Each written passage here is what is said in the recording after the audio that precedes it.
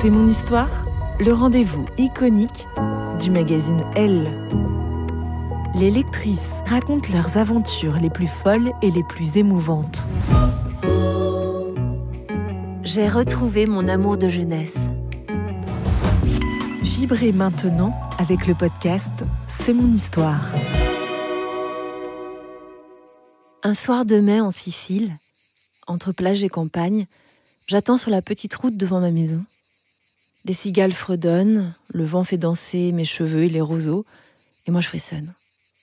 Dans quelques minutes, David, l'amoureux de mes 15 ans, sera là. Comment y croire ? Sa voiture apparaît, comme un mirage roulant au pas, au ralenti comme si lui aussi voulait saisir la magie de l'instant. Elle s'immobilise devant moi, vitre baissée. Nos bouches s'unissent. Notre histoire d'amour, esquissée il y a 38 ans, va pouvoir commencer. Bon flashback. C'est mon histoire. C'est la rentrée des classes. Je vais avoir 16 ans, je suis en seconde. Premier cours, je sens un regard dans mon dos qui me poignarde. Je me retourne, il me fixe. Des yeux verts, une tignasse brune et une bouille de chat. Je tombe amoureuse illico. Moi, la pas très jolie, la petite boulotte de la classe, et lui, beau, avec cette arrogance déjà, ce petit je ne sais quoi de vénéneux, irrésistible pour la petite fille sage que je suis.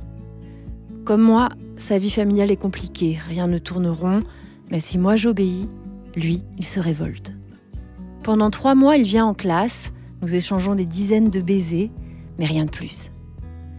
Il va avoir 16 ans, il demande à s'émanciper, et sa mère accepte qu'il quitte le foyer protecteur de ses grands-parents. Là, tout part en vrille. Il vient au lycée quand il veut, il squatte où il peut, multiplie les fréquentations dangereuses. Et moi, tous les matins, je me réveille dans l'espoir de l'apercevoir. Raté, et encore raté. Jusqu'au jour où, bravant les colères de ma mère, je fais une fugue d'un soir pour lui. Nous trouvons refuge chez des copains et passons la nuit à nous câliner. Faire l'amour avec moi ? Hors de question pour lui. Déjà, je ne prends pas la pilule. Et des filles qui n'ont pas froid aux yeux, il en a à l'appel.